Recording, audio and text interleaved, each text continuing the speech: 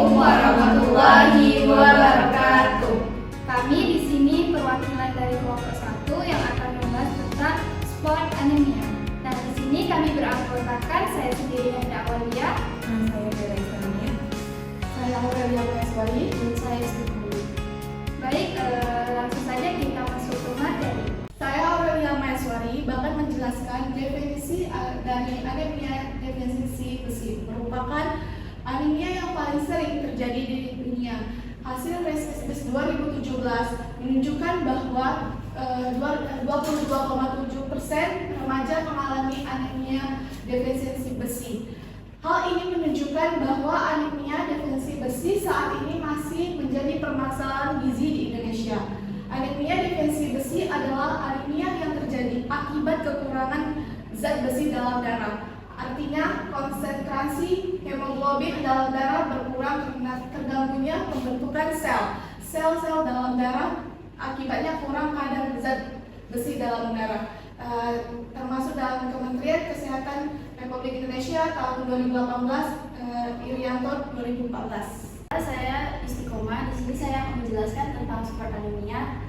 Sport anemia itu merupakan kondisi ketika terjadi kerusakan sel-sel darah akibat latihan berat yang biasanya itu menyebabkan kehilangan zat besi Fe sehingga kadar Hb-nya itu menurun. Lalu pada kadar ini biasanya itu terjadi pada saat seorang melakukan olahraga awal atau pelatihan yang intensif bagi seorang atlet. Dan juga hal ini sering tidak terdeteksi karena mempengaruhi kemampuan olahraga pada seorang atlet itu. Baik, saya Nanda Awalia, saya akan melanjutkan dari pembahasan apa tadi sport anemia. Nah, di sini ada faktor penyebabnya. Nah, seseorang yang mengalami ini biasanya itu akan merasakan sakit kepala dan pusing ya, lemas dan cepat lelah. Nah, kulit terlihat pucat dan detak jantung yang tidak teratur. Nah, penyebab hal lainnya itu terjadi antara lain seperti aktivitas fisik yang berat dan berlebihan. Nah, hal ini merupakan reaksi tubuh saat kita melakukan olahraga yang berat, contohnya seperti angkat beban dan lari. Nah, ekskresi atau pengeluaran melalui keringat atau cairan tubuh secara berlebihan pada keadaan tertentu seperti sedang menstruasi. Di sini peningkatan kebutuhan zat besi.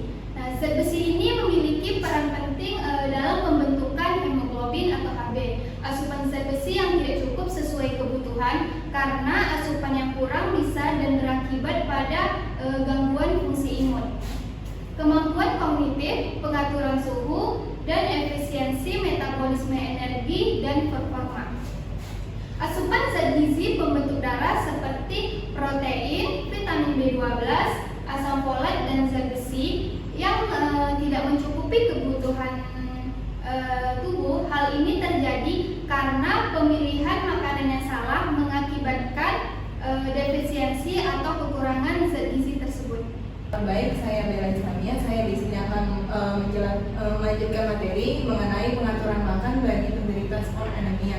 Kembali lagi, sport anemia sendiri adalah kondisi di mana atlet yang sedang mengalami pengurangan kadar hemoglobin saat melakukan pelatihan. Di sini untuk pengaturan makan saat mengalami kondisi sport anemia sangat diperlukan untuk meningkatkan kadar hemoglobin darah karena agar pembentukan sel darah merahnya dapat kembali normal sehingga atlet tersebut dapat bertahan lebih lama dalam intensitas lapangan yang besar.